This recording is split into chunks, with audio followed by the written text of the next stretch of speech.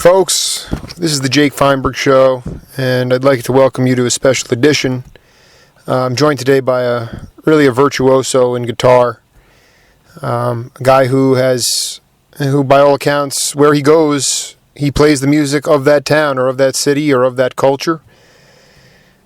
He's been a guitar player in Steppenwolf, and I am very familiar with him from his days with working with Bob Weir, with the Bob Weir Band, and Bobby and the Midnights.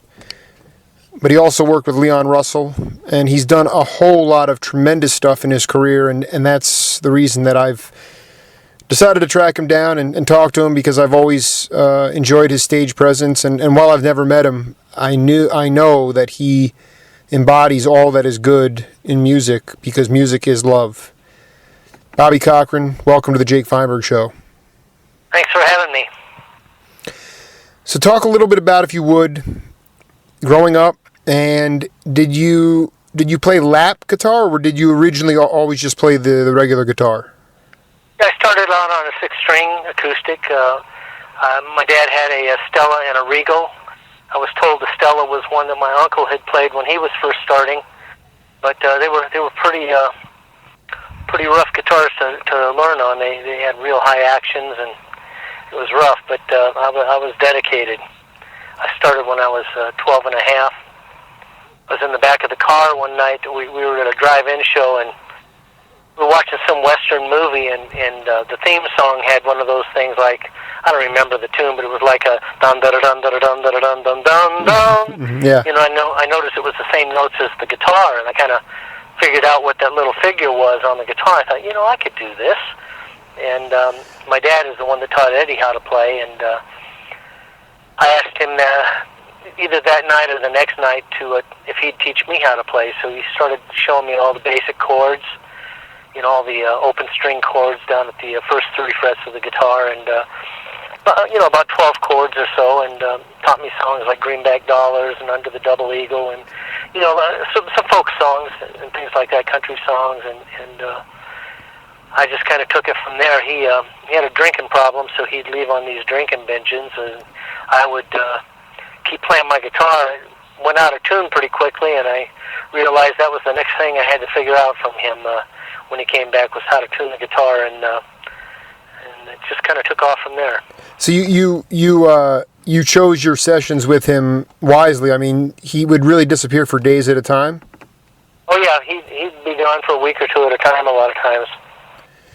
And by the time he came back, I was pretty hungry for learning how to tune the guitar. It was pretty much unfolding for me very naturally, and I immediately loved it. I was just completely intrigued by it, and just wanted to understand it. And it was really just sort of unfolding for me. Within a couple of weeks, I was in my first band. Sax player at school talked me into playing the school talent show, and from that it started off with a snare drum, sax, piano, trumpet, and guitar. And the night of the show, the piano player quit, and that was the main instrument in the band, and it was pretty pathetic. But we joined. We left and joined the band right away and started making money. It just. I know my sax player said, "Jesus, you're a lot better than that guy who's auditioning. Let's put a little thing together." And from that, we went right into a band called Kelly and the Midnighters, and started playing gigs and making some money, and actually doing some recording and things like that. Did you find yourself or your generation a generation that maybe wasn't necessarily school educated, but very well read and kind of a little bit more well rounded in that sense? It seems to me that the more guys I talk to, it wasn't about, like in today's world, you have to go and get a higher education in some specialized field, where in the past, different generations, you just read a lot more. You were a lot more worldly. Would that be the case with you as well? Well, I think the first thing that was different was we actually played together. We went outside and played and hung out, and you touched another human being every day. And we weren't in front of a computer for hours on end. I never liked school, As far as I'm concerned, school is one of the biggest wastes of time this country has developed. And we could fix education, but there's no desire to fix it. All my life, candidates have been talking about fixing education, and it's only gotten worse all my life. Yep. My feeling is if we were to change the focus of education and really learn reading and writing and arithmetic, basic arithmetic. I don't think anybody needs to go into higher math like algebra at all, unless that's going to be in their field of interest. Sure. And if they're interested in that, they'll go that way. I've been a fairly technical guy all my life, and I've never, ever had to use algebra. There are times I could have used it, and it would have been beneficial, but I've never needed it. And school wastes a lot of time teaching us with the wrong paradigm. You know, all these tests that they would give us, really, oftentimes we would study the wrong things. And if you didn't study the right thing and know how to pass the test, then you weren't going to pass the test. You may know the subject pretty well, but not be able to pass the test. And it's just wrong the way it's set up. It's not geared to take each of us as an individual and grow our own individual strengths. We're like cattle. You know, they're training everybody to be a good factory worker. You know, to be able to do a fairly easy job repetitively, and there's really very little individualization in education. And I think if we were to, by the 5th grade, concentrate on reading, writing, and arithmetic, you can learn everything once you know how to read well. And the next major goal, I think, should be helping a child to discover where they are gifted. What was wonderful about my life was I discovered that I was gifted at guitar fairly early, and I pursued that all my life. I just didn't care about school. I could pass the tests. I was a lot smarter than a lot of the kids that were passing, but they didn't want to pass me because I hadn't attended. I remember in the 8th grade, the teacher was going to give me an incomplete. And I reasoned with it. I said, listen, I'm much smarter than this guy, and you're passing him. He's passing with a D, and I'm much smarter than him. You know this, and I'm like a quality human being that wants to move on past the 8th grade, Why would you make me repeat this retardedness, And later that day, I played it at Assembly. I was a special guest with a band that played at the Assembly. The next day, she called me up and she said, Bobby, I'm going to pass you. And I said, well, why is that? You weren't going to pass me yesterday. What happened that's different? She said, well, I saw you play yesterday, and I saw the dedication you must have put in to be as good as you are. I said, well, I'm the same today as I was yesterday, and all my reasoning didn't seem to get through to you. It's hard for a student that has the right intentions but doesn't get any slack from the powers that be. They're all rule makers and the policemen, I said, even when you're out in the street and you get a ticket, the policeman has the latitude to decide if he's going to ticket you or give you a warning or let it go or whatever he's going to do. And I said the same thing holds true in the classroom. Each one of us is different. Each circumstance is different. And you need to really embrace facilitating a child, a student, progressing as quickly and as thoroughly past this section of his life and get into real life, because all these guys with diplomas, I never have ever been considered whether a musician had a diploma when I was hiring a musician. I hired them based on their talent, and what I wanted was gifted people. I could care less if they could read or had a diploma until much later in the game. So obviously, when you decide, what are you looking for most when you are trying to figure out if somebody is appropriate for your band? I mean, what are the nuanced things, or what are the sort of the intangibles? Because, like you said, it's... Well, it depends on what the band's going to be for. I put a rock and roll show together once, and we were going to do every style of rock and roll and blues and Motown. So I had to have guys that were very versatile. I wanted guys that had magic in their playing, in the feels that they played. I wanted to feel the magic. And I auditioned over 600 people to put my band together for, I have a thing called the Rock Around the Clock Show, or the Rock and Roll Forever Show, which is kind of a history of rock and roll, in which we do some tributes to some great artists like Elvis and Tina Turner, Janis Joplin, Joe Cocker, just different people like that. And but we go through every style of music in the show, and there's a lot of medleys, and it's a very tightly rehearsed and well orchestrated thing. And I got a comedian in the show, so it's really an entertainment package. It's not like a jam band kind of thing. Although the musicians are very, very capable and would be great in a jam band situation because they're such virtuosos on all of their instruments. And most of them all sing. They're great singers. They could all front their own band. And it's just a high-octane kind of a super group. And, for that particular thing, I had to consider who I had on which instrument, which seat, because I needed personalities that went together also. If you've got a bunch of prima donnas that are excellent at what they do, but they can't work together, then it's going to be a waste. It's such a over 20 years now, yeah. 23 years, I guess, and it's almost 24 years. And it's something that I started doing not too long after Bobby and the Midnights. I had a chance to put this show together, and it was really a lot of fun, and it's continued to be a lot of fun. I have a group over in England also that they really sprung out of Albert Lee's rhythm section. I don't know if you're familiar with Albert Lee, the great guitar player. Sure, absolutely. But his band took a liking to me and started booking me over in Europe. And Albert's been very generous with his guys. And I have a group over in Sweden. So each of those situations happened kind of by happenstance and serendipity. Someone wanted me to come play. They knew some guys. We got together, and it worked out well.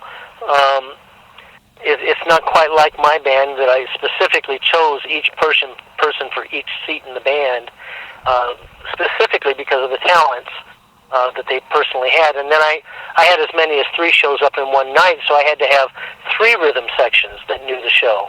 And then I had to have subs for every show. I had to have 3 or 4 girl singers in each of the shows and 1 or 2 extra guy singers besides the guys in the band.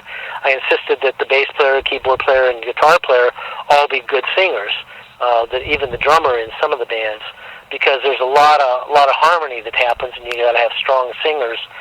And everybody in that particular band, pretty much fronted their own band until they were playing with my group. Can I ask you a question? Strong rhythm section and strong front singers. How did you make it out to California originally? And were you at the time in your formative years? I'm speaking mainly late '60s, early '70s. Did you find yourself? My family moved to California when I was 2 years old. The whole Cochran family kind of moved from Minnesota out to the West Coast, kind of all together, and very closely together. And so I was pretty much raised in California, Southern California. And at the time when I started playing, I was living in Orange County, and that's where the family had moved to after they had settled in Bell Gardens in L.A. County. Bell Gardens was sort of a hub for the country music immigrants from Oklahoma and places like that. So many people migrated out to California to sort of live the American dream, the land of milk and honey and gold, and exactly. And that's where Hollywood was. That's where a big part of the motion picture and music business was, and so it was a very natural place, and it was kind of a low-end neighborhood out in Bell Gardens and Cudahy and those places like that, but it was ripe with talent. And then Orange County was springing up. They were starting to build houses where the orange groves used to be, and eventually a lot of us moved out there. And that's where I spent most of my life, actually, until I moved back here to Tennessee. What did you? One of the things that keeps coming up with a lot of the guys that I interview is the fact that I was talking to a drummer, Bill Vitt, who lived up in Sacramento, and he talked about playing a gig at 11, would finish up at 11 or 12 at night, and he'd run over to another place, and he'd sit on that session till 6 or 7 in the morning. You used to, bars and clubs stayed open a lot later, and that allowed a lot of other musicians to get their sound out. Did you have those experiences in Orange County? Well, we had the normal gigs. When I was young, most of it was on the weekends. As I got older, I started playing clubs, long before I was old enough. But we'd do 5 nights a week at a club, and then Friday and Saturday, a lot of times they started doing after hours where, we'd have a rhythm section a lot of times, but a lot of players would come by after hours and just sit in, and those gigs would end at, it was daylight when you came back out. And I know I used to do, I just flashed on an after-hours gig I did with Frosty, the drummer. I don't know if you remember him from Lee Michaels' group, and a bass player named Dave Johnson. I don't know what happened to Dave, but Frosty's back in Austin now. Yeah. And we had a hell of a trio. But, it was pretty much play all the gigs you could. As I was coming up, I rarely ever turned a gig down unless I was already playing that night, And it didn't matter so much how much we were making. We were playing because we loved it and loved the opportunity. It was a chance to play with other musicians and create something special every night. And I do remember getting burned one night. We were playing for $15 a man. We were at a venue out by the beach, and it was pretty much sold out. It was packed, stuffed. The promoter left before our last set was over and didn't pay us. We were going to make $15 a man on a sold-out room, and he stole the money. Wow. It was unbelievable. I just couldn't believe it. I've got some pictures on my website from back in some of those areas when I was like 14 or so. And some of the really good bands I was with, the Midnighters, started off as Benny and the Midnighters, and then it became Little Willie G and the Midnighters, and it was Little Ray and the Midnighters, then it was Little Ray and Little Willie and the Midnighters, and it became Little Willie and the Midnighters again, and then they became the Midnighters, and they had a couple of big hits out in the Southern California era. Land of a Thousand Dances and Whittier Boulevard were both pretty big hits for that band. And the drummer and I left that band when I was about 14, and we started our first supergroup. It was kind of like our version of what was going to become something like Cream or something, a few years later. We were just kids. It was kind of, I think that was even before the Beatles. We were doing surf music primarily, and we had a really good band called the Vesuvians. Our card said the erupting sounds of the Vesuvians, and I just love surf music. I still do. In fact, I'm working on an acoustic surf album right now, and it's just a music that's got a lot of energy and a strong beat, and people dig it. I did it at a concert recently, and it was like the seats were spring-loaded. When I finished that medley, they just sprung out of their seats, yelling and screaming. And it was a really fun type of music, and it was cool because when I was young. My mom and dad told me that, Uncle Ed used to listen to Chet Atkins and Duane Eddy and B.B. King and people like that. Well, my first 2 albums were Chet Atkins and a Duane Eddy album. Later, Jackie DeShannon gave me my first B.B. King album. Wow. And she said, your uncle used to love this guy, listen to it and learn it, And so I ate that stuff up. I used to learn from Uncle Ed's recordings.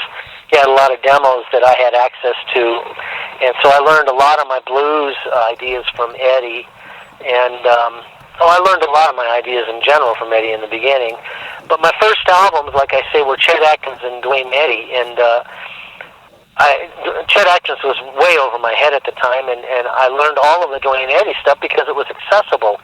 The surf music was pretty easy, it was mostly on one string, for the lead melody, and it was pretty easy for a beginner guitar player to get good at it. And it's kind of like music now. You've got some styles that are much easier than other styles. You don't get around to a Steely Dan or a Yes or some of those other bands you've been playing a while. And it's kind of a natural progression. You start off not playing very well, and you get pretty good, and then pretty soon you might evolve to where you can you come up with some Steely Dan type tunes and some Yes tunes and Emerson, Lake and Palmer, and kind of some of that art rock kind of music. But that usually isn't what you're going to start off with. You'll start off with Louie Louie, Right. And I think that's a great way to start off. I've got some students now that I'll teach songs like Pipeline and Walk Don't Run, and they love it. it's something that they can do fairly easily, and have a handle on how to actually play a song and get excited about accomplishing it. When you, how did you actually originally meet Bob Weir? I was with Ibanez as was Bob. I was in Wayne Charvel's guitar shop up in Azusa, or West Covina, and he was helping me build a custom zebra wood Telecaster. And I like working on my guitars. I've been modifying my guitars since I was a kid. I actually started doing testing for Fender when I was 15 years old. Well, anyway, Wayne Charvel became a good friend of mine, and I was in the shop one day working on the guitars. I was with Steppenwolf at the time, and the rep for Ibanez came in, and he introduced him, and he was all excited to meet me, wanted to know if I would like to play the guitars, and so I wasn't interested in it because I was building a really killer guitar. Right. And he said, well, could we send you something to test? And I said, sure. So they sent me a guitar to test, and it came to me with several problems, and I went back to Wayne's shop, and the rep from Ibanez was there, and I started to tell him what I noticed about the guitar that needed improvement. He said, just a minute. So he called someone back in Philadelphia, Ben Salem, where they were located, and Jeff Hasselberger got on the phone with me, and he was kind of their marketing guy and one of their development guys, and he and I started talking about what I saw as problems and needed things that needed improvement.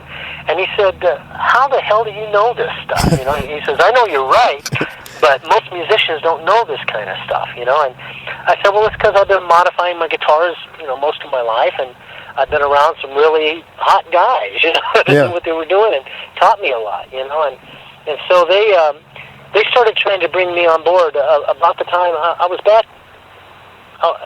Steppenwolf was beginning to break up, and I got an offer to go on the road with the Flying Burrito Brothers.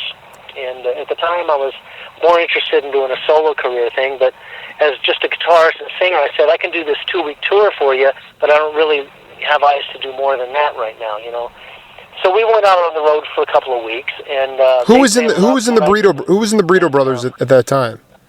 I'm sorry? Who was in the Burritos at that time? It was Sneaky Pete Kleinow, Gib Gilbo, Jesse Ed Ponder, or not Jesse Ed, just Ed Ponder, and Skip Batten, and myself. And they loved what I did, and asked me to please stay. They really liked my originals and really wanted me to front the band. And he said, man, it's like having your own band. You're getting to do whatever you want practically, and we can tour and make money and do some new music, which we love, and kind of grow the Burrito tradition. And I thought, well, that'd be okay. So I decided to stay with the band, and we replaced the rhythm section with Thad Maxwell and Mickey McGee. And it was still Sneaky Pete and Gib Gilbo and myself. And we did a lot of hard touring, touring in a car, And it was a real good band, real good kind of country rock band. And I enjoyed doing their music, and they enjoyed doing my music. And it kind of was during that period that the guy from Ibanez, every time I go to New York, he'd come out and try and give me guitars and get me involved with Ibanez. Right. And I wasn't really interested. I liked the pedals and stuff that he was bringing me, but the guitars were beautiful, but they weren't better than what I was playing. And he must have come to 30 shows over the next year and a half or so. And eventually he brought out an effects unit that just knocked me out. I said, okay, what do I have to do to have this? And he said, well, let me call you. So I got back home, and he called me. He wanted me to play at the NAMM show in Chicago. And he sent a bunch of gear out for me to get familiar with and wanted me to start playing their gear. And it worked out great. He and I became very, very good friends. And as we were hanging out, I could tell his brain was going. He's thinking about other artists he had that might work well together. And Bob Weir, he said, man, I think you and Bob would be magical together. Why would he think? Why did he think that? He was good friends with Weir, and he had become good friends with me, and he's just thinking, the way these two guys play, they would really complement each other, and he just thought it would work. So he got me together with Bob. I auditioned, and we started touring together, and everybody that knew Bob was just like raving about how Bob was coming out of his shell with me. It was like I was plugging into something in Weir that was helping him to express himself. And he was very generous with me, allowing me to express myself as a lead guitarist in his band. He pretty much said, listen, we're going to go out supporting this Heaven Help the Fool album, which is already recorded. He says, and the only thing I want you to learn is the hook line in Bombs Away. Da da da da da da da da. Oh, I love that. Yeah, and yeah. The solo bossa nova part in Heaven Help the Fool. He said, the rest of the songs, the rest of the set is yours. Do anything you want, as though you had played all the parts on the album. And so he gave me free reign, and it was just a wonderful gig, man. He and I it was like magic on stage. What year what was the first year? Was it 1978? When did you first collaborate with him? Yeah, it was 78 when we did the first Weir tour. Now at that time, how did Brent come into the fold as well, if you can remember that? Brent was already in the band when I came in. The band was all ready to go. John Masseri was the leader in the band. He was the drummer, and he had known Brent, and he brought him in. He brought the bass player. I'm trying to think I think his name was Rick. Yeah. I'm having trouble remembering everyone's name this moment. But really nice guys, man. Good players, good solid players. But the band was together. That rhythm section was together, and they had all played together as a band in some other outfit. And when I came in, I was sort of the new guy, and Weir and I just, we became like brothers, and Weir started taking me out on all the interviews, and whenever the radio people would be coming around, or the record people would be taking us to radio stations, I was kind of buddies with Weir, and he'd take me, and I'd be sort of his buddy, and we'd talk, and he'd share with me. I had done some pretty substantial stuff before, and the radio guys were interested to hear about that too, and there was really some magic happening with Weir. Honest to God, there was just simply magic happening with he and I. And I remember one time Arista, who was the label for him at the time, came out to take us to some radio shows, and the record guy said, "Oh, you're Bobby Cochran." He said, "I just came from the convention, and that's all they were talking about." Oh, really? Wow, And because we were getting some fantastic reviews, and in the reviews, oftentimes they were talking about me, because Weir just gave me a phenomenal platform to do whatever I wanted to do. And he let me usually sing a song in the show, and I got to solo as long as I wanted, and started and take it out when I was ready, and it was my canvas at that point. And Weir was just like the best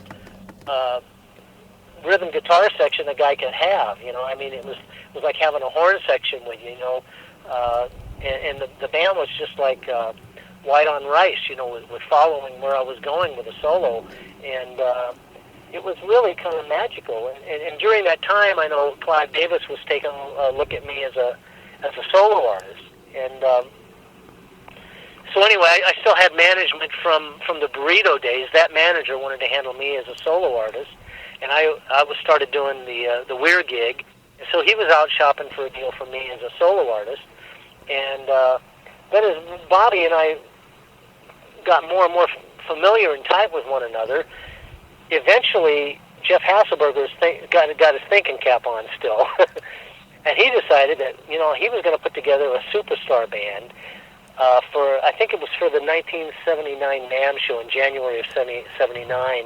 We played the Cloud 9 Theater. It was Bob Weir and Billy Cobham, Alphonso Johnson, Steve Miller, and me. And that was the beginning of that new band. It was the first time that band had played together. Now, Jeff had put Alphonso and Billy and I together to do some touring together, just doing clinics together. And I didn't really know them prior to Ibanez putting us together, and they didn't know me. We were from very different musical idioms. And when we did the concert at Cloud 9, it blew everybody's mind because it was a hell of a band. And imagine Bobby and the Midnights with Steve Miller, you know? I mean, that's essentially what it was. And, I mean, Steve is just smiling like his lips are going to crack from smiling so hard, you know? And he's talking about, man, I need you in my band, man. And we just really all hit it off. And so then for the Summer NAMM show in Atlanta, Hasselberger put Billy and Al and Bob and I together again.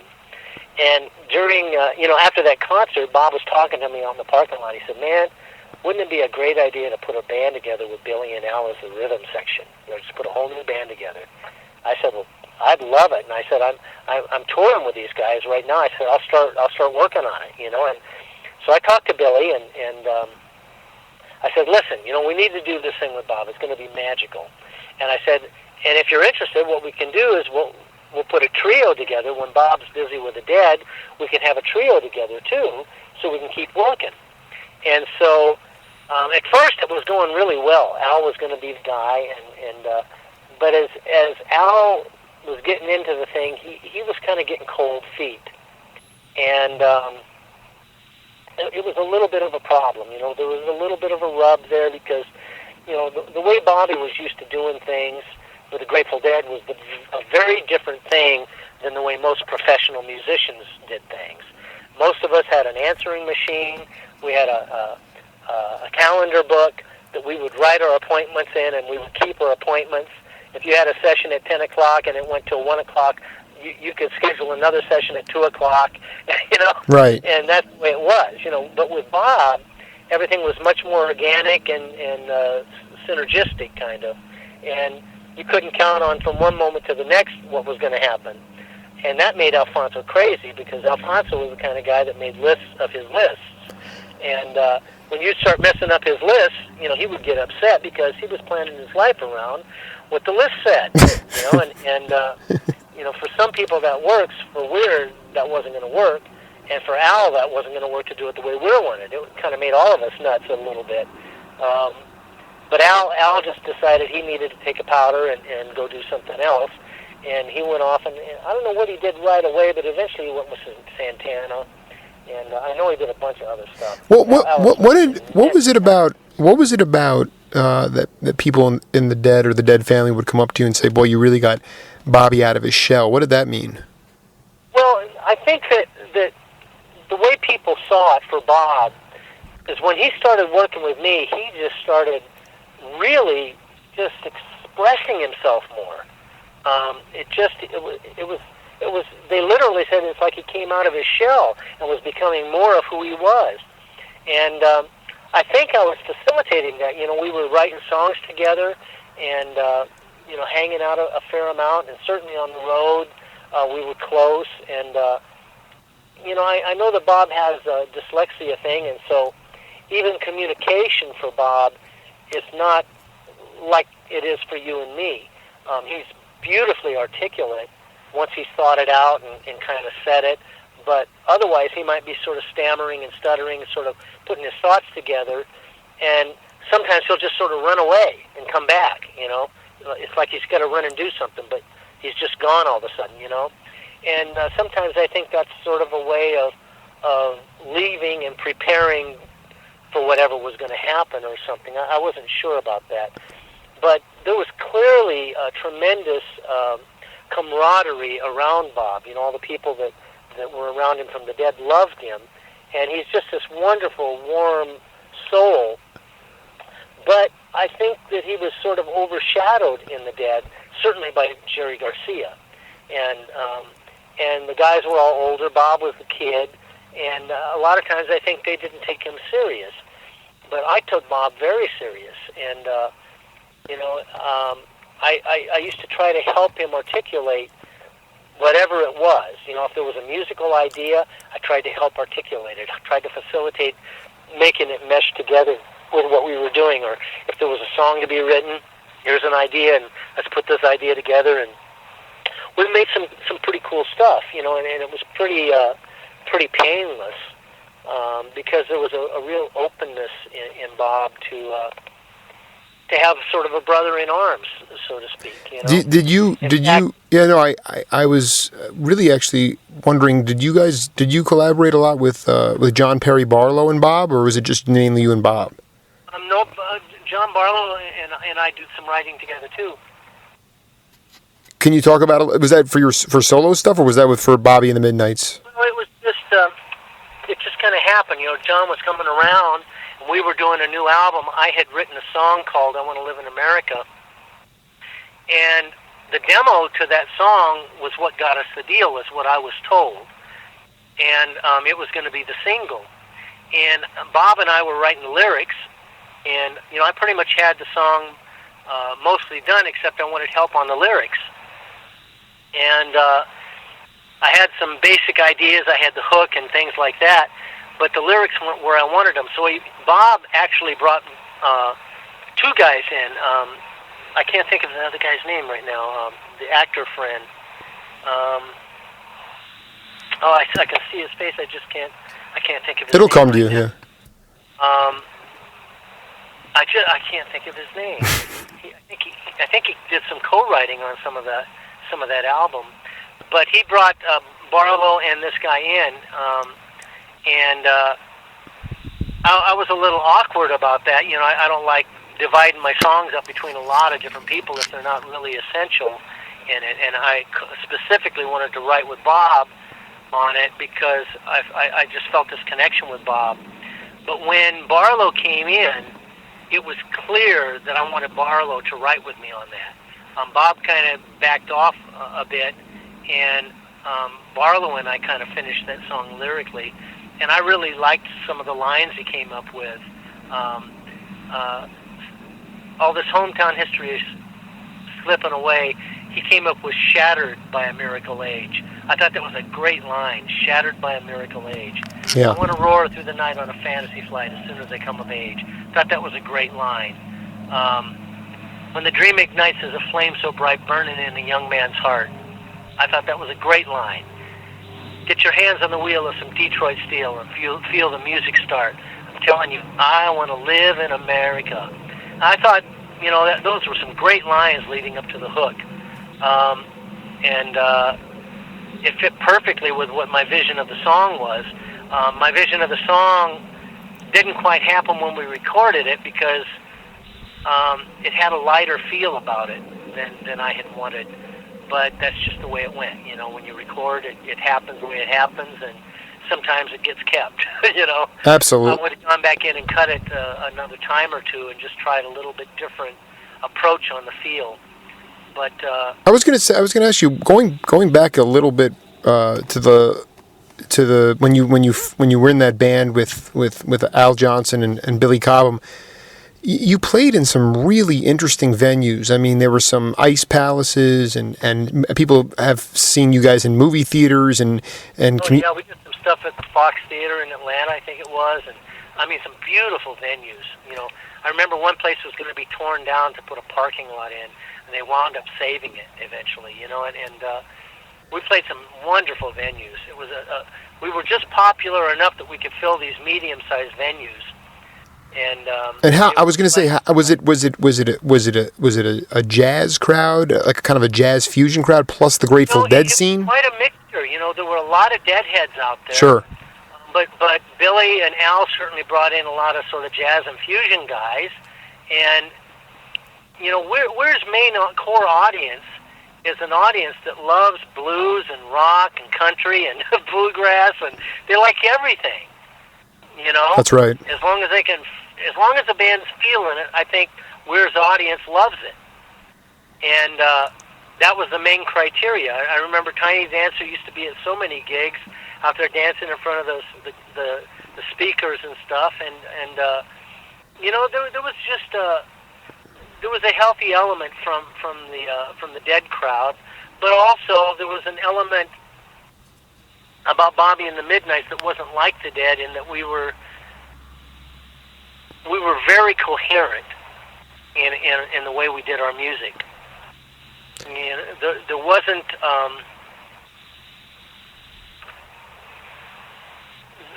the intensity of the musicianship with Alphonso and Billy was just superior. I mean, it was really just simply extraordinary.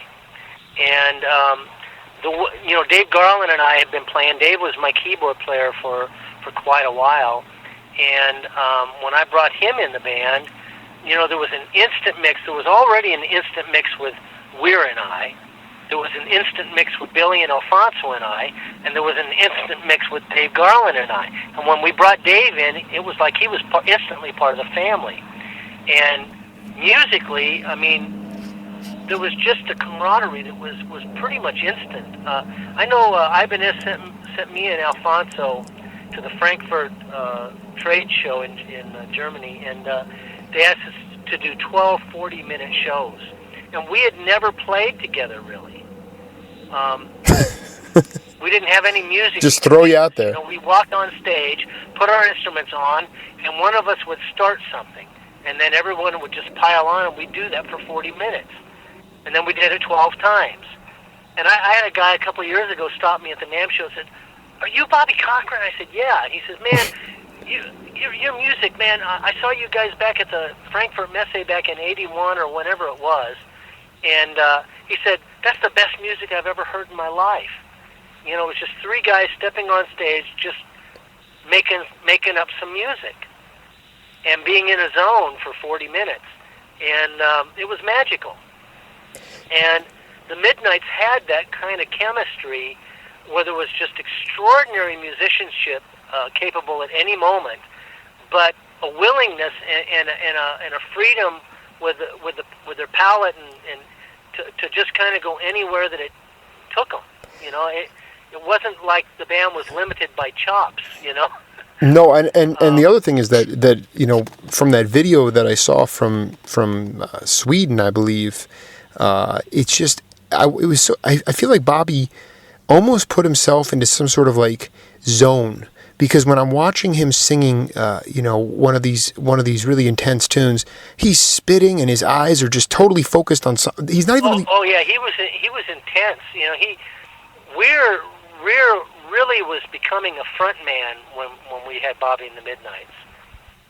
You know, he was a front man in the Dead, but after Jerry Garcia. You know, Mm-hmm. Jerry really was the heart and soul of the Dead in a lot of people's minds, and Weir sang and did a lot of stuff, but there was just I don't know, it was sort of like a butterfly spreading its wings finally, you know? That's kind of the impression I got from the people around Weir, who, when I was in the Weir Band, were just like, I remember his managers, you know, one time we were talking about money, you know, and I remember when I asked for what I wanted, he was a little like reluctant to give me what I wanted, but they gave me what I had asked for, and a month later when we're having this conversation, he said, "You were worth easily twice what you asked, you know, for what you caused to happen in Weir." And what happened with Bobby and the Midnights caused Weir to blossom in the Dead too. And I think it also, I wasn't sure if there was ever a period, it happens to coincide, the height of the powers of Bobby and the Midnights coincided with really a noticeable physical decline in Jerry Garcia. And I know that Bobby, from reading stuff about it, I know Bobby was very concerned, and I was wondering if he ever talked to you or allowed the Midnights to provide an escape, because the Dead those were some dark years. I mean, Jerry got to a point where he should have been dead.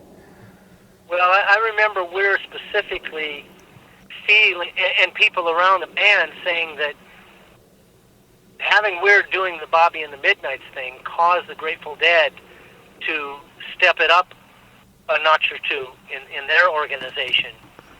And I know that there was a lot of struggling during those times, and it was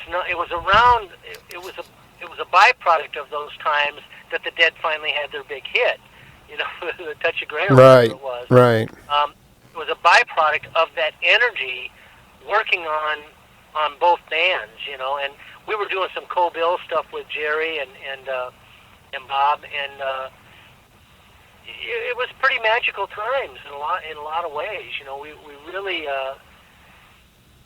I don't know, I think we had access to something very rare in this business, and it's a shame that it wasn't able to continue. You know, there were darker times for everybody, you know. And we're talking to Bobby Cochran, and I'll tell you, we have a lot more to do. But for now, we're going to take a quick break, and we'll come back in just a little bit. Everybody, hang loose. Folks, welcome back to the Jake Feinberg Show. I'm joined by a legendary guitar player, Bobby Cochran. It's part 2 of our our series. And Bobby, it's great to have you back on the program. Thank you. Good to be here. You know, I wanted to just read you from November 12th, 1981. It's an interview with Bob Weir from his home in Mill Valley. And the question was, where did this band come from, Bobby and the Midnights? And when I read it, it just I had just talked to you. He said, in some ways, this is the Ibanez All-Star Band.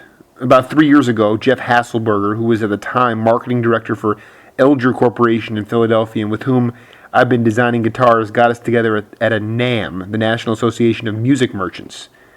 And Jeff invited me and a number of other guys, Alphonso, Billy, Bobby Cochran, and Steve Miller, all Ibanez or Tama endorsees, to play at the NAM show in Anaheim. And he goes on to talk about Miller, Bogart came through, Tim Bogart came through Bobby Cochran, and that worked out, but then Tim started his own group, and then and Brent came in from the old Heaven Help the Fool band.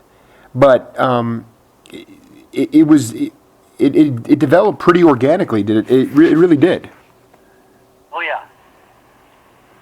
Yeah, it started with Bob and I hooking up for the Bob Weir tour, supporting Heaven Help the Fool.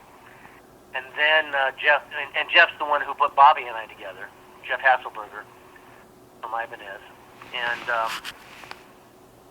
then we were put together to play the Cloud 9 Theater out at Knott's Berry Farm for the NAM show. That was the Ibanez All-Star Band, which was Weir Bob and Cobham, Alphonso Johnson, Steve Miller, and myself. And that went fantastic. I just blew everybody's mind. And, the band was all just playing great. And then Ibanez put us together for the Atlanta NAM show in the summer, and that was Billy, Alphonso, and Bob and I.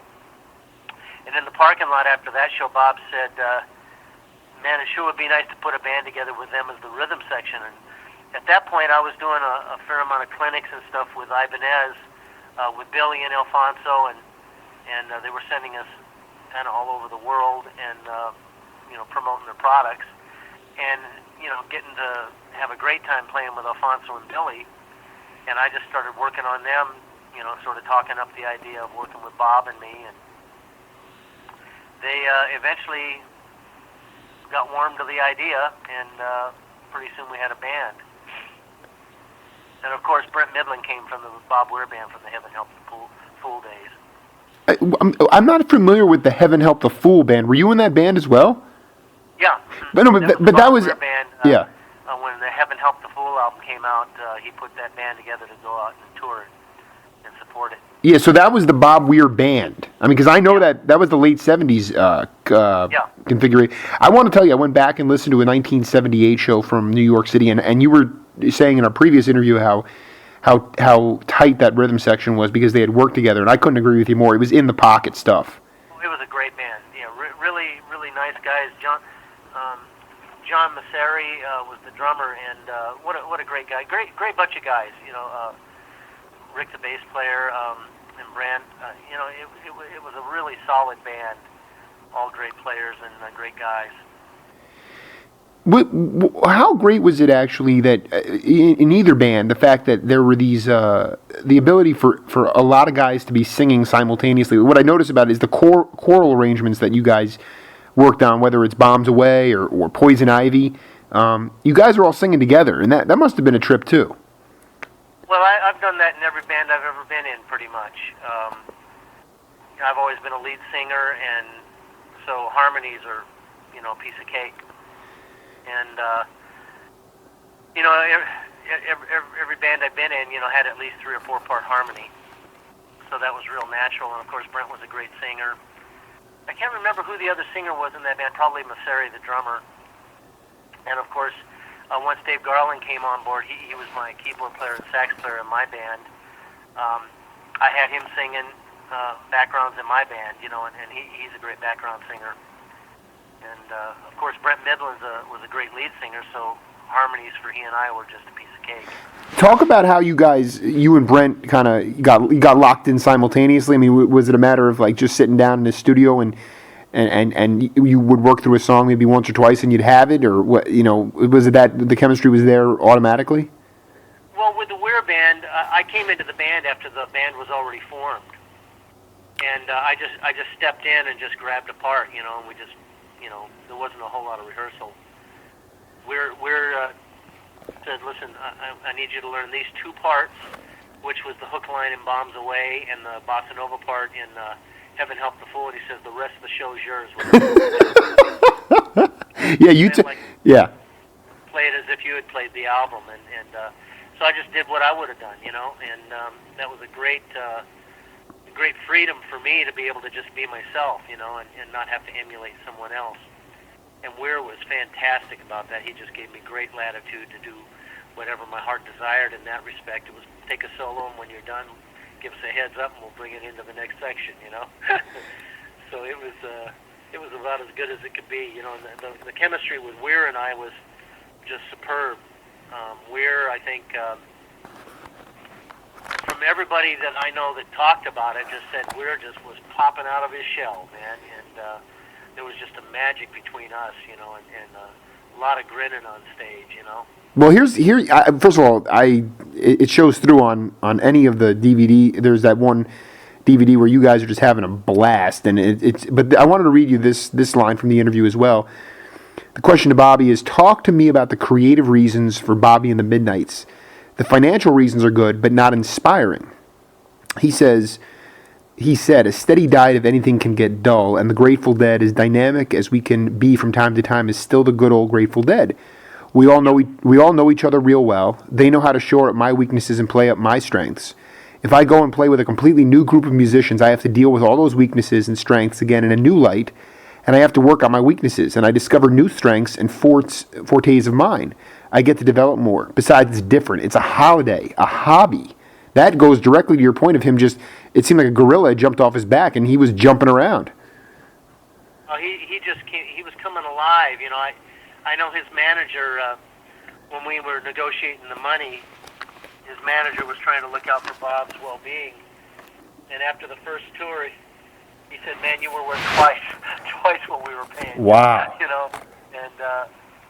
it was really a blossoming relationship. Weir needed a friend and a kind of a brother, so to speak. And I tried to be as much of that as I could. And, we just, I have great respect for his talent. He's a great rhythm guitar player, and his harmonic sense is second to none, in my opinion. He's really a very, very talented guy. I think he has a little bit of difficulty expressing himself sometimes, and I think I helped to sort of further that, just helped him to communicate his musical ideas. And we were doing some songwriting together, and I was really, I was sort of the go-between between the band and him a lot of times, because we had gotten so close through the Weir Band days, and I just like that. I could see that he was struggling with some stuff, and the communication had to happen, and I would just take it upon myself to try and facilitate that. I got along great with all the guys, and I think Weir had sort of lived in a insulated mode. Being in the Grateful Dead, I think, insulates you from the realities of life. And Cobham and Alphonso and Dave Garland and I, we came from a different place in life, and sometimes Weir needed somebody as sort of a go-between. Right. And I just kind of took on that role. And some ways it worked great, and other ways it sucked. I mean, would he, was it, he'd say, I want to play this song, and then you'd have to go and sell it to the other guy? What do you mean can you give an example of how you were a go-between? Well, Weir just was not in the habit of showing up on time to anything. Whereas the rest of us, as studio musicians, as businessmen, working with all kinds of different clients, showing up on time is just, if you don't show up, on time is like real disrespectful. Yeah, you know? yeah. A lot of money at stake. You got a record date, and everybody's waiting for you. You got a ton of money going down the drain. And everybody schedules their time very precisely, so we're not wasting time. And Weir was a little bit more of an organic thinker, and wanted to let things happen at their own pace, which is a wonderful attribute. But in the normal world doesn't facilitate that very often. The Grateful Dead were sort of a musical anomaly. You know, there are not a lot of bands that did what the Grateful Dead did, and they I'm sure, just sort of they were mining new territory, so to speak, by giving themselves permission to explore more than most bands. And I think it developed into a style that they had and an audience that they had, that it all worked together well. Whereas the rest of us came from a very different musical world, where you show up on time, here's how long your set is, and these are the things you got to do, and this is what's expected of you. And when I first started working with Weir, it wasn't like being in Bob Weir's band so much as it was like being in a band where I got to do what I wanted to do. I mean, we were doing Weir songs, which was great music, but he gave me entree to express myself within the context of his music. And a lot of bands don't allow you to do that. If you're a sideman in a band, you play it the way they want you to play it, and that's kind of what the gig is. But I've been fortunate to be in a lot of original bands, and working with Al and Billy, we got hired one time to do 12 40-minute shows at the Frankfurt trade show, Frankfurt Messe, and we had never played a lick between us. You know, I had never heard their stuff, and for all I knew, they hadn't heard my stuff. Unbelievable. But, to step on stage and do 12 40-minute shows without having a clue what we were going to do was an awesome opportunity, and we just made it happen. Excuse me. Bless you. I'm cold. Yeah, me too. I got a cold too.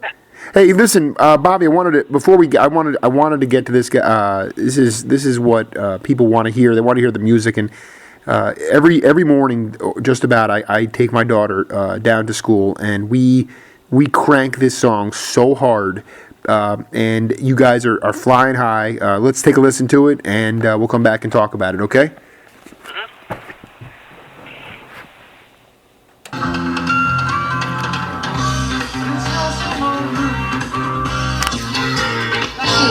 Oh!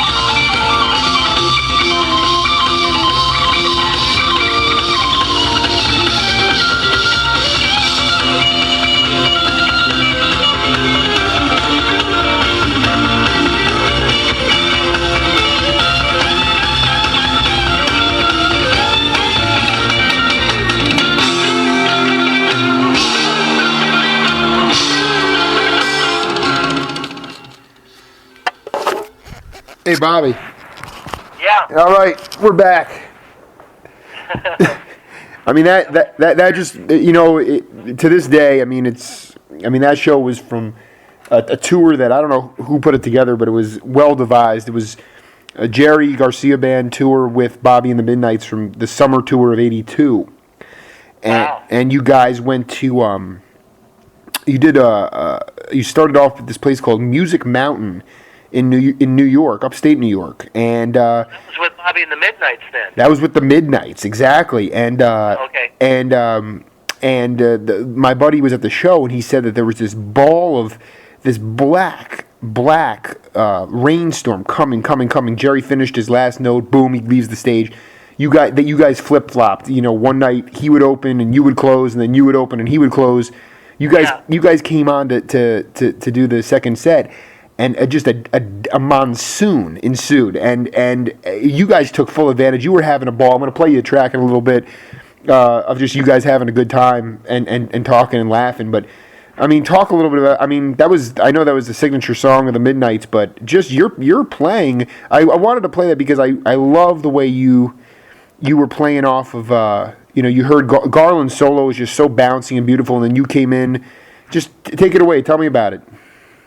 Well, the sound over the phone was pretty garbled. I could tell there were some nice notes being played, and it was grooving real hard. But it was a little hard to it's like, discern some things because of the garbled sound. Music doesn't come across so well on cell phones sometimes.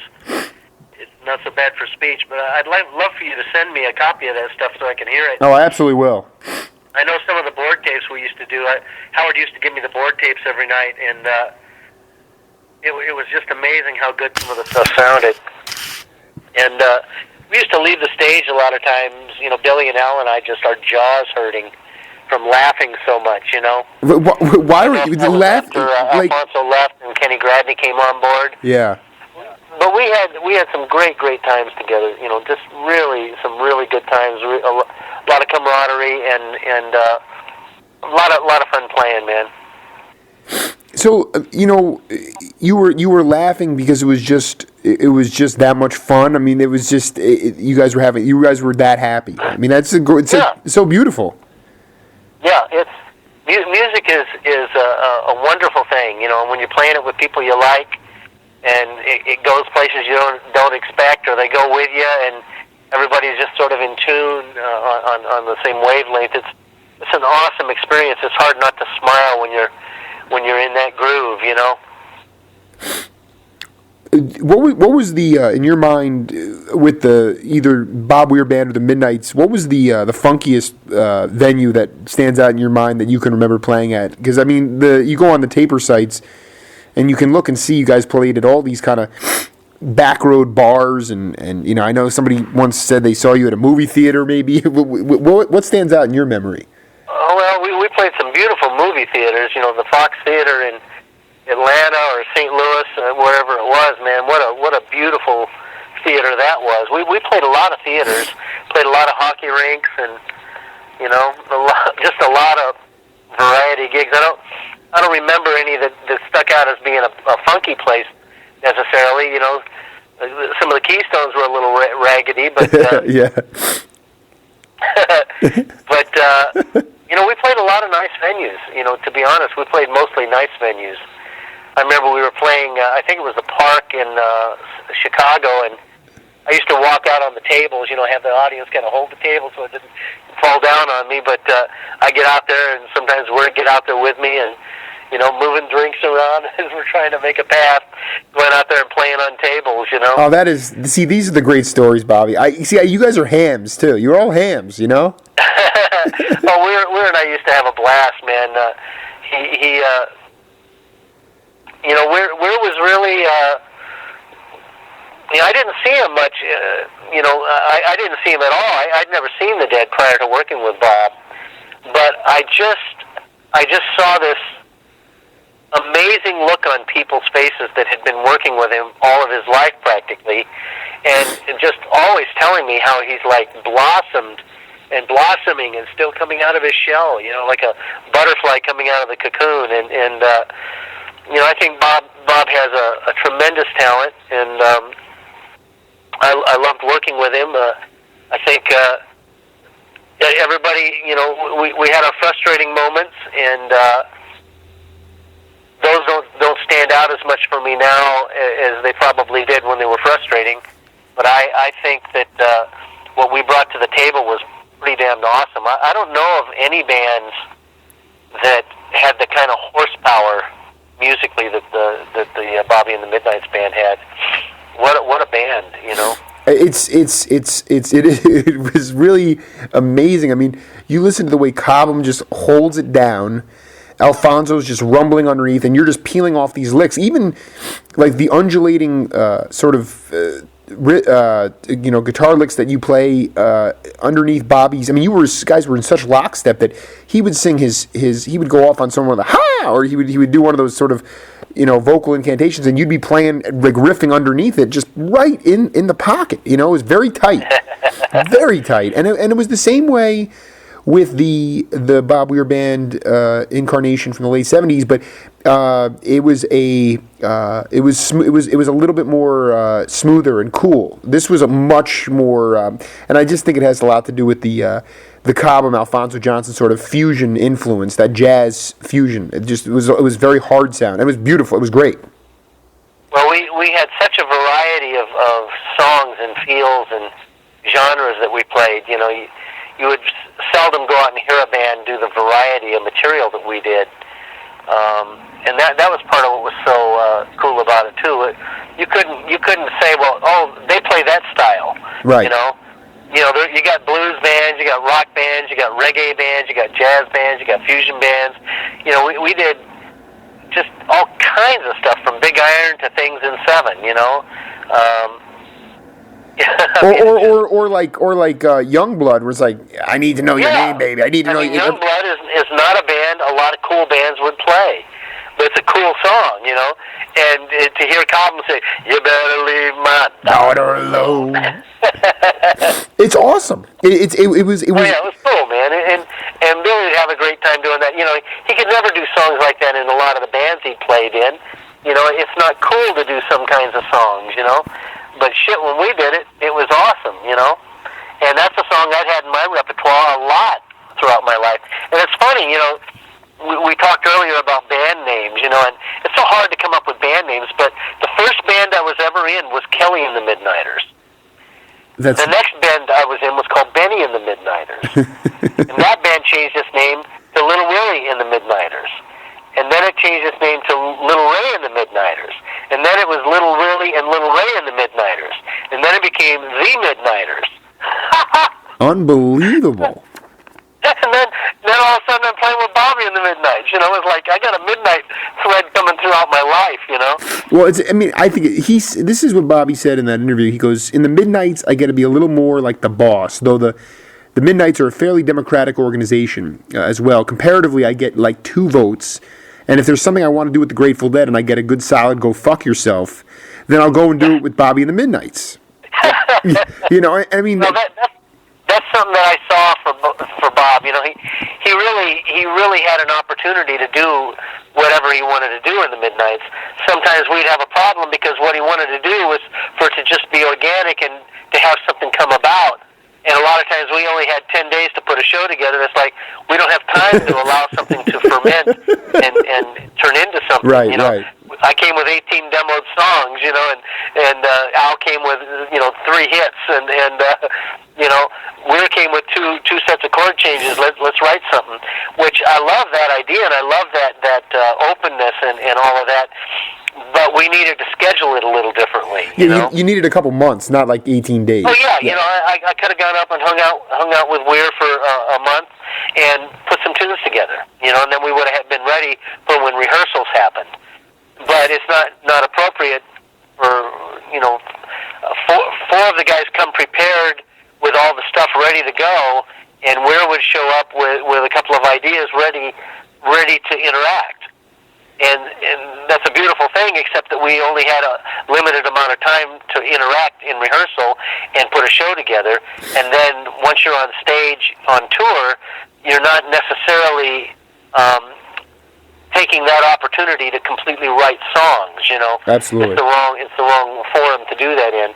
And so we had some conflicts in how to do it happen because of that. And those kinds of things I think are easily remedied, by just to sit down and let's reschedule it. So, we're gonna take over this 6-month period. We're gonna write all the songs for the next album, and we lock out time to do that in, and then show up for it, And then when you're on tour, and ideas come up during that time, but as they come up, you work on them to the degree you can, but you got to do a show each night, which doesn't necessarily allow you to just sort of hem and haw around some changes and some ideas necessarily, other than in rehearsal. And I always write when I'm on the road, and there's not a time that I'm not writing to some degree, but you don't necessarily present those songs to the audience until they're fleshed out a little bit, How did you put the Bobby Cochran twist on songs that Weir would bring in from the dead? Like, let's say I was just listening to a show from Portland, Oregon, from '82 where you guys did a Lazy Lightning Supplication Jam, and that Supplication Jam is generally pretty wide open. I was just wondering how you would approach something like that. Well, I just, a lot of times I don't think a whole lot about it. Right. What I like doing is just playing. I might have some ideas that I would do around a kind of chord change, but other than that, it really is more and more in my life. I try to just let inspiration happen. Something's going to happen when I hear the music. I don't know what, but it's going to be good, hopefully. And I tell people, I can come in and play with your band, and you'll think I've been with you for 20 years, even though I haven't rehearsed.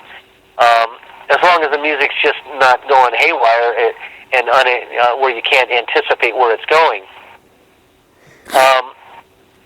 With songs like that, it's a fairly open feel and open chord changes, and I just sort of let it happen. After a while, I might fall into some habits and have a beginning and an ending and a middle, and then where it goes in between all of that, who knows,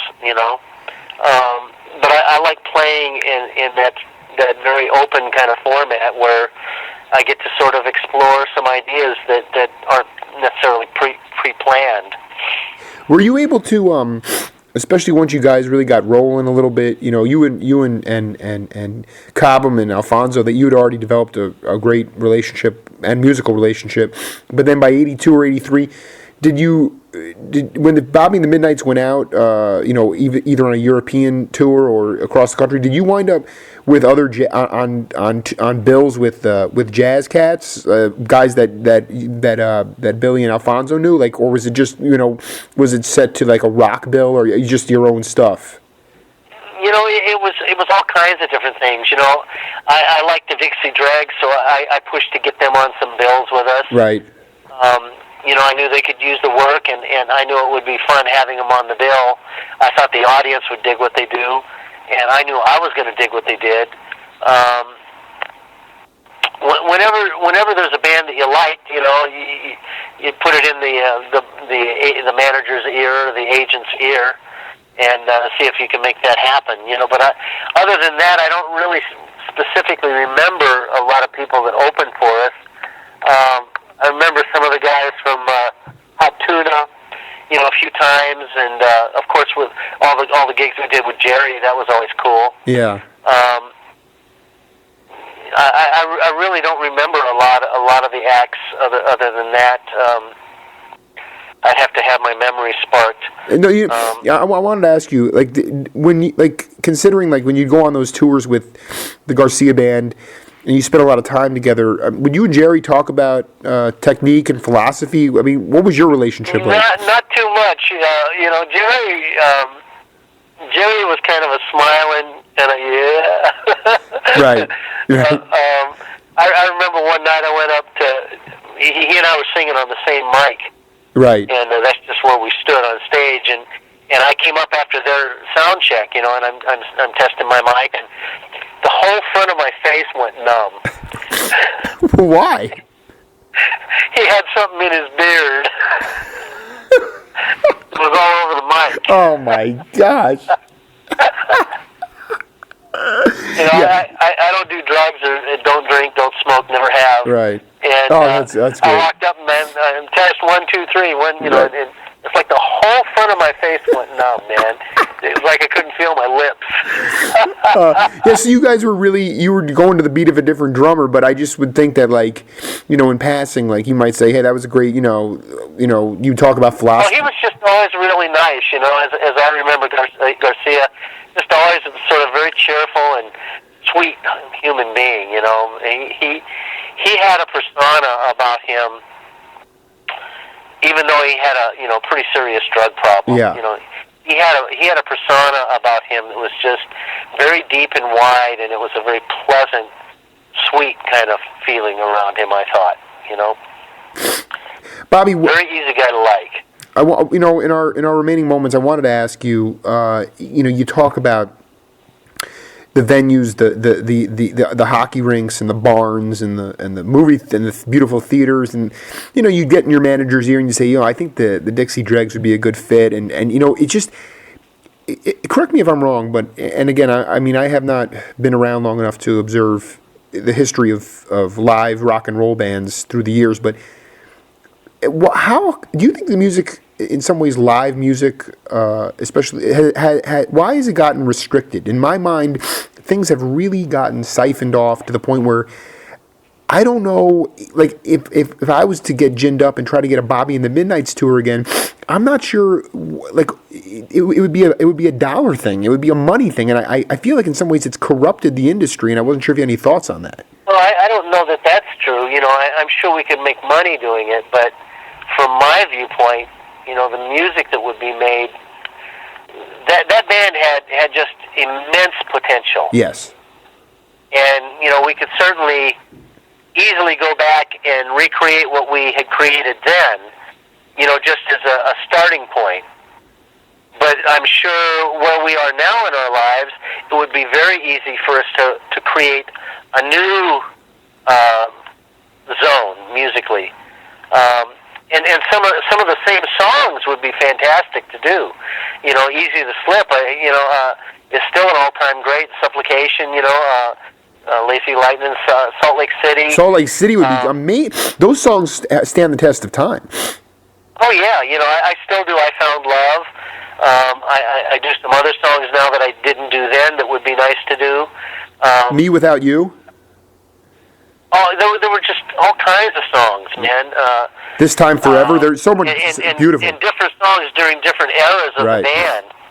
I loved some of the reggae stuff we were doing. Book of Rules. But I also think that we could pull from the places we've grown to now that would be fun having that rhythm section doing them, And, it's just, I can imagine all kinds of wonderful possibilities. I think part of the thing, too, is we drew a really cool audience. There was an element of the Grateful Dead. There was an element of, people that had seen each of us in our own thing. But the sort of marrying of those elements was very cool. There's a lot of people in the Grateful Dead audience that were just really open souls and ready to party with you. And by that I don't mean get high on drugs necessarily.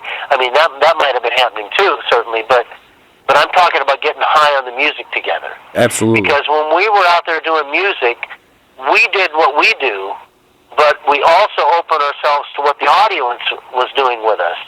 And it was like a little feedback loop, And I think Weir drew a very unique audience. I don't think it was the same audience that would have come to see any of us individually necessarily. But they opened their hearts to us. A lot of people opened their hearts to us, and that was felt, And, there's a lot of stuff that happens in life where you have to make money in order to be able to survive and live. That's not the purpose of doing it. because we practice and practice and practice when nobody's paying us, you know. I got good not because I was making a lot of money. I got good because I loved to play, and I had the opportunity to play a lot, and it's just a wonderful side benefit of when things are happening. You know, there are a lot of times you do gigs and you don't get paid a lot. I remember with Steppenwolf, we went out on a tour one time, and I came back owing $3,000. Jeez, holy crap! And it was like, you know, we had to cancel, I think, 12 festivals because the promoter turned out to not know what he was doing, and the stage was sinking at the first event. You know, it's like, stay at the hotels, don't come down here, we got big problems. And all of a sudden we had to cancel, I think, 12 festivals, and, you know, we still had, we already committed to the sound and lights on 12 gigs, and, you know, at the end of the tour, you take out 12 highly profitable dates, and what you wind up is the principals in the band owing a bunch of money. You know, I'm just thinking that the thing at this point, the challenge, because I'm Bobby, I'm serious. I really want to get Bobby and the Midnights reunion tour going before. I mean, you guys. Well, there's a lot of people that would love that. You know, I think even the band would. You know, I know Al and I have talked about it. Billy and I've talked about it. Dave and I've talked about it. The only ones who haven't talked about it is Weir and everybody. We actually did have a get-together, a reunion of sorts. We didn't play, but we all got together for a photo op when Weir released his Ibanez guitar again. They re-released it with Ibanez, and we all got together for a photo op. And you know, every time Bobby and I see each other, we hug. You know, and I love Bobby like a brother, and I love Alphonso like a brother. I love Billy like a brother. I love Dave Garland like a brother. They are all people that I consider very dear friends of mine, you know. Well, and we don't get to see each other often enough. You know, we do emails back and forth and stuff like that, occasionally talk on the phone. But, you know, I've probably seen Weir the most because he's come to Nashville, and I've been out in California when he was playing close by. And I think I went down and sat in with him like in Memphis and Atlanta and Chattanooga or Knoxville, or someplace like that, and it's always great fun to play with the band. But he's never had a band with that kind of horsepower since the Midnights, and there aren't very many bands that have that kind of horsepower. Period. You know, and Weir has such a unique personality and talent that I don't see any acts out there doing what we would do. And we don't do what Rat Dog does by any means, and vice versa. Yeah, well, I mean, the thing that's tantalizing for me is the idea of the fantasy of actually hearing those tunes that we went through before in a more mature state after, you know, maybe since the band dissolved. To hear those tunes again would be just flat out remarkable because you guys have learned so much. And it would be even more remarkable, you know, if we got together and did some writing and brought into being the kind of originals that we would bring into being, you know. And there are lots of musical statements to be made, and that particular synergy of human beings was very, very unique, and I think it really brought something unique to the audience, and I also think that, you know, the years of maturity and stuff that have happened could probably result in some interesting or maybe a pertinent musical and lyrical statements, you know. No. The world really does need some guidance, and you know, I think that certainly Bobby and I have some things to say about what's going on in the world, and could probably put some songs together around some of the ideas.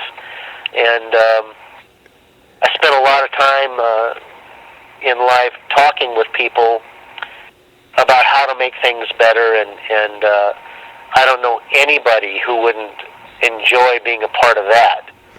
You know, our visions may be different from one another, but I think being out there and trying to move things in a direction that's going to be good for everybody is something that's in my heart and soul, and I think it's in Bob's heart and soul. I think it would be in Al's heart and soul. I actually, all the guys, You know, Bobby Cochran, man, I just want to tell you from the bottom of my heart, man, I'm not crying, I have a cold, but just, yeah, dude, Me too. I can't thank you enough. I love you, man, and I will do whatever I can.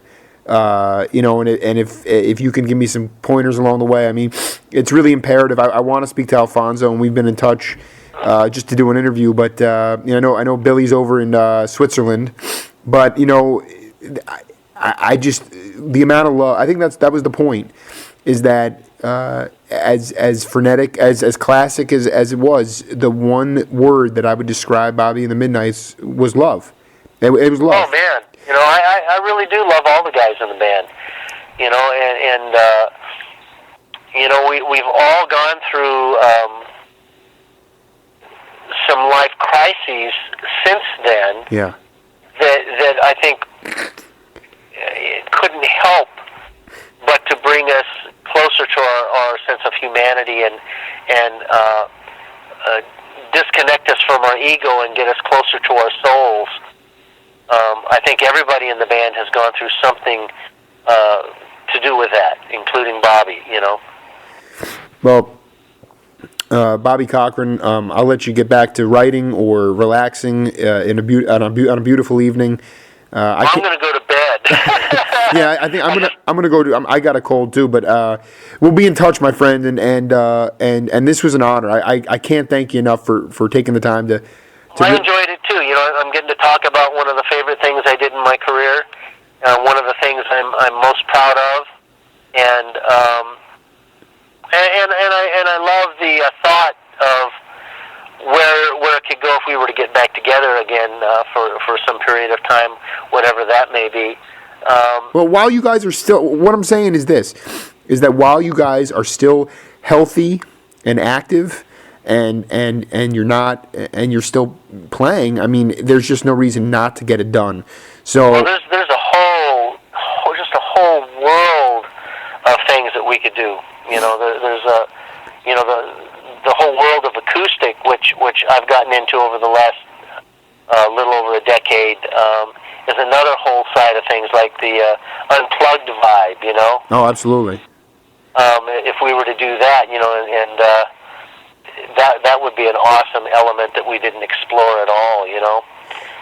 Well, I got my. There's a whole bunch of ideas. We're invited me up to this place up there, that new studio he's got, and of course, being busy with the things I'm doing, we would actually have to schedule something and have to make it all make sense for everybody. But I know we could do that. Anyway, it'd be interesting to see that come about at some point, and I'm sure everybody in the band could find elements about this that would be exciting. Well, I got my work cut out for me, Bobby, and believe me, and let me tell you something. I appreciate you, being a fan and being dedicated and putting the word out about what we were doing. And like I said, I'd love to hear those tracks you got. Email them to me or Skype them to me or something. Well, no, just you just send shoot me an email with your address and I'll burn you all of it and I'll send it out to you. I got so much Bobby in the Midnights. You would dig it, man, and believe me, I'm going to try to light a fire under Alphonso, and I think all it's going to take really is just getting you guys into a relaxed setting over a period of time where you guys can sit down and it will within a couple hours you're gonna feel that magic again. So if we had a reason to come together, it would be pretty instant. Like I said, the first time Weir and I played together, it was instant magic. First time Billy and Al and I played together, instant magic. And I played so much with Dave Garland outside of the Midnights. He knows me inside out too. All right, Bobby, I'll let you get some sleep, but I'll send me your address and I'll get that stuff out to you, my friend. All righty, take care, man. All right, now, buddy. Bye bye. Bye bye.